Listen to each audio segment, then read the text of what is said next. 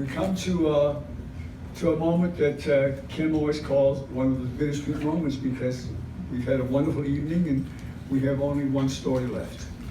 And I am thrilled to be able to introduce to you Mr. Brad Lippitz. Brad is a lifelong Chicagoan, accomplished lawyer, artist, and for the last 24 years, a real estate broker. Brad has consistently ranked among the top 20 brokers in the city, and his clients benefit from his passion for the city, his keen business and legal acumen, and his uncanny sense for good design. He is gay, by the way. He and his husband, Yanni, have been together for nearly 30 years and have 2 teenage sons. He and Yanni are active in politics. They have hosted scores of benefits for LGBT organizations and politicians over the years. Brad has served on numerous boards and remains active in political and various social service organizations on both local and national level. Please welcome back Mr. Brad Lippitz.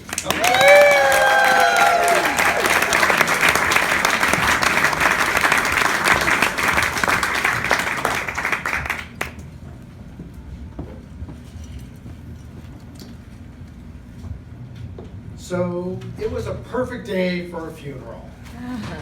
The sun was shining, the birds were chirping, the cemetery lawn was freshly mowed. It was actually the spring of 1983 and the funeral of my great-grandmother, Bubby Julia, another Bubby here, who lived to a wonderful age of 98 after a rich and incredible life. And to make the funeral really extra special, there were the most amazing Shiva food trays that you could order. There were mounds of corned beef, sliced cheese, salted olives, and most of all, smoked fish salad. If anybody orders this Shiva food platter, it costs a little bit extra, but it's really, really worth it.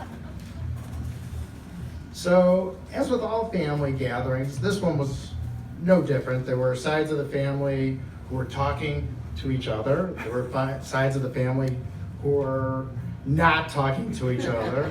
There were sides of the family who never talked to each other, who wished they talked to each other. There were sides of the family I recognized and some whom I didn't recognize, and so some who I hope I never recognized again. So after the funeral and the Shiva, on the way home, I hopped in my father's Cadillac Eldorado, and we're on the way home. And I'm kind of recounting the events of the funeral, going over the family members, the Shiva food tray, everything that was there. And I said to my father, you know, I'm trying to remember. Great Aunt Ruth, my great-grandmother's daughter, who was my grandfather's sister, had 3 kids. But why do I always see Iris and Larry there? They come in from Milwaukee all the time to our family gatherings. I only see them. I could have sworn there was a 3rd kid. And at this point in my life, I'm a college senior, I'm totally closeted, and in 1983, it just didn't come out. I mean, it was something that I had to keep quiet and something I was scared about because all I wanted was a traditional family life and to get married. So I'm in the car with my father and I asked him about my cousin Mark. And he's like, yeah, you do have a cousin Mark, and he lives in San Francisco. I'm like, oh, okay. And my father says, you know, no one talks to him. He doesn't keep in touch with anybody in the family. He kind of does his own thing. And everyone's cool with that. And he's gay.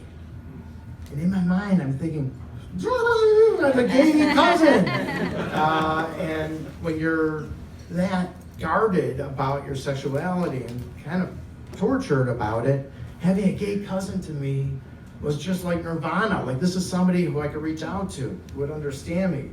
And I kind of imagined him all the way home, even though I couldn't express this to my father. I kind of imagined like an older version of me, someone a little preppy, someone a little groovy, living in Haight-Ashbury, great taste, a fabulously decorated apartment, fun art, and familiar with every silver palette recipe. But again, I was in no position to come out to them. But after that funeral, I became obsessed. I was on a mission to find Mark. Later that year, and it's funny, and I'll tell you why in a second, I found myself in California with good friends of mine because we were following the Fighting Illini. Does that? So we were following the Fighting Illini to the Rose Bowl in 1983, or 4 by that point. And I was also going to look at law schools in California. Ironically, I didn't know this until tonight. The 2 people who I went to California on that trip with are here. 35 years ago, Barb and Tommy. So we ventured to California to cheer on the Fighting Illini, who lost to University of Southern California. But it was a good time. We had a good time anyways. And I looked at law schools. At one point, we're in the hotel lobby, and I excused myself. This is 1984 at this point, and we don't have cell phones or there's no internet then. And I decided to try and reach out to my cousin Mark in San Francisco. So I go to a payphone in the lobby, and I dial 411. And I got his number in San Francisco. And by then I collected a huge amount of coins. Because back then, in a payphone, you really had to plug. It wasn't, you had to plug the coins. So I took a deep breath, and I started plugging the payphone with all the coins I had, and I dialed the number. And someone picked up, it was Mark.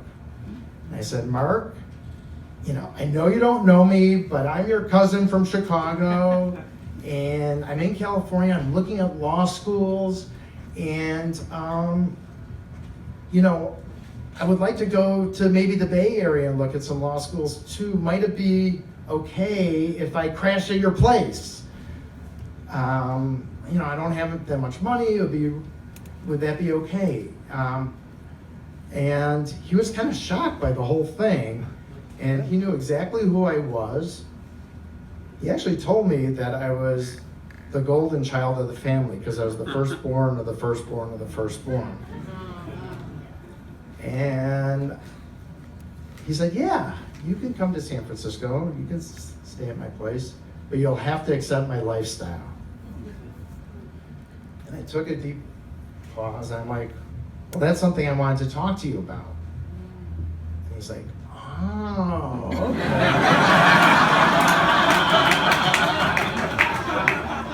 And he said at that point, he's like, I thought I'd get this call from somebody in the family, but I didn't think it would be you. And I was really curious, like who he was thinking about. And I never found out. But on the next day, and I was on my way to San Francisco, I hopped on a bus, and I was looking really 1984 co-ed adorable. I had long curly hair, a mustache, I had a polo shirt, and docksiders, and overalls, believe it or not. Yeah, overalls. And the whole time I couldn't stop thinking about my cousin Mark. I arrived he told me he was going to be wearing a white shirt and jeans. Mind you, I'd never met him before in my life. And as the bus pulled into the terminal, I looked at somebody, I was looking for somebody who could be an older version of me, and I couldn't find anybody who really met that description. And as I was coming down the bus, I looked straight ahead, and I hear my name. And it's Brad.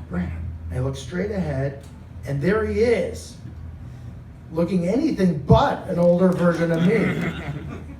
He was short, stocky, bearded, bald, and the thing I remember most was he had a rod in his ear. He had a pierced rod, and I'm like, okay, well, we're in San Francisco. And we're en route to his apartment.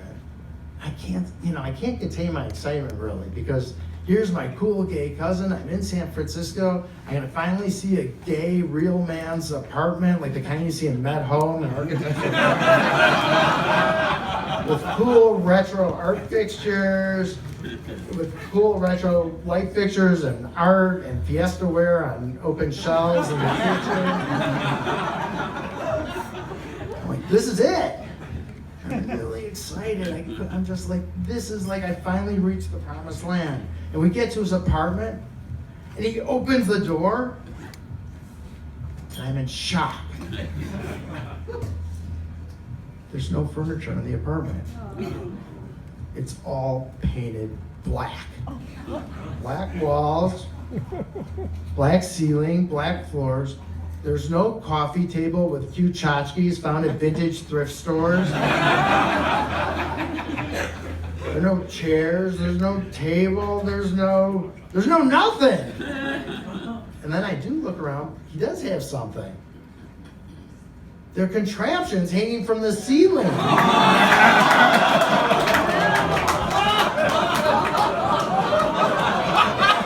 And bolted on the wall.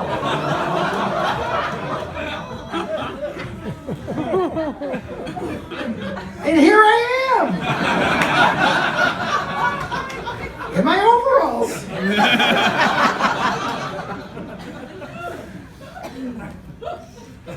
I'm scared. As I soon learned, Mark was like this prominent S&M photographer and leatherman in San Francisco. And here I was like in what I envisioned to be the torture chambers in Tale of Two Cities when I read it. He made his living doing this photography. But I had never heard of these scenes. I never imagined them. I never understood them or anything. And here I was in the middle of it and nowhere to go. So I calmed down and he showed me to my futon. And I was dropped into this world. This world that, I don't know how I got here, but here I am with Cousin Mark in this S&M environment. Now, mind you, I was still paranoid about being outed to my parents, to my family, to my friends. And I'd never been out to gay bars. But so it was with a lot of trepidation that I agreed to go out with him that night to his favorite hangout spot. And we get to the bar, and there aren't that many people there. It's kind of quiet, and everything was okay. I mean, I think the bartender was a little bit ticked off when I ordered an amaretto stone sour.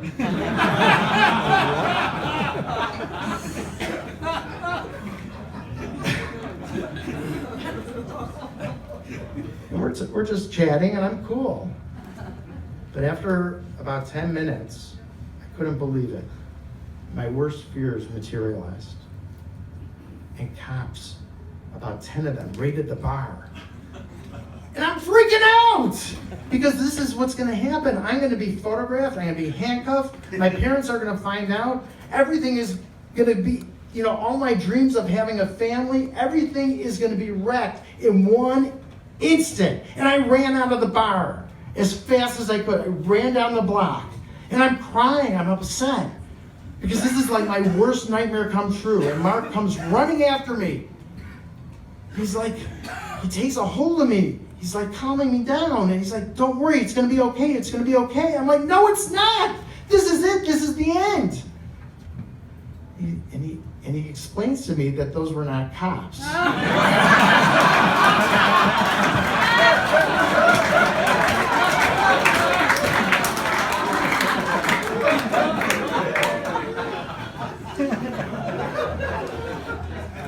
Like, what do you mean they weren't cops? They were his Leatherman pals who were all going out for a drink.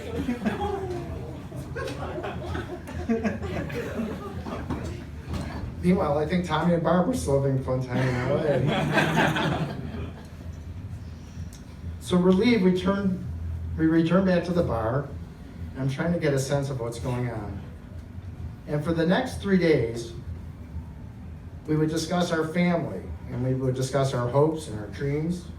And I would tell him how difficult it was for me to reconcile my dream of having a family, a traditional family with kids and going to school and everything else, with my sexuality. and he was a good listener. Mark also shared his art with me.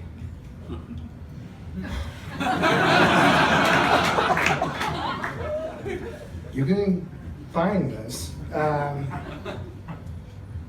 actually, parenthetically, I looked at one, well, whatever, I'll tell you. There were black and white photos of men, of women, in rubber, in leather, in nothing, doing things, with things, inside of them, outside of them, to each other, everything you could think of or not think of.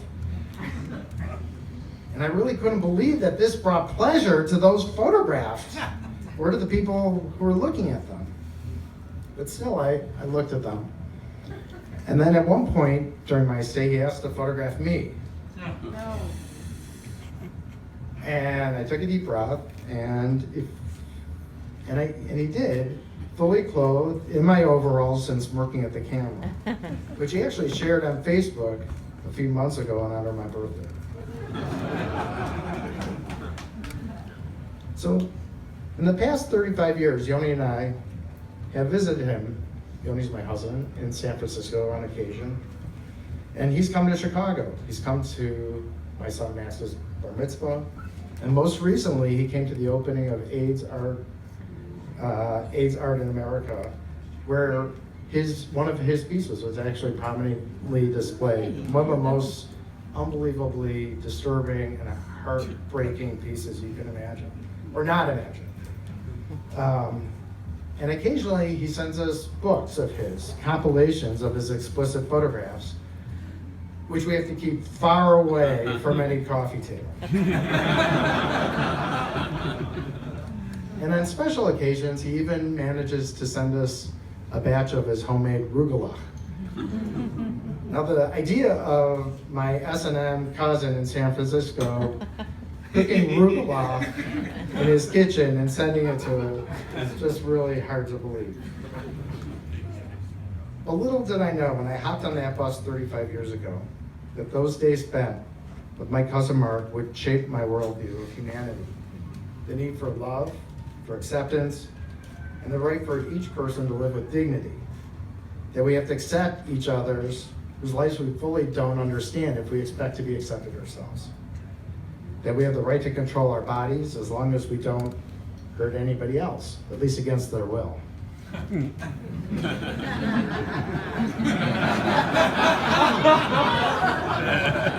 I'm cool.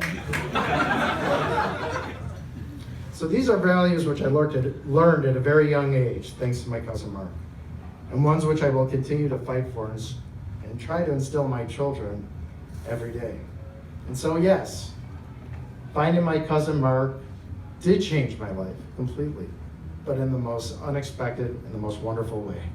Thank you.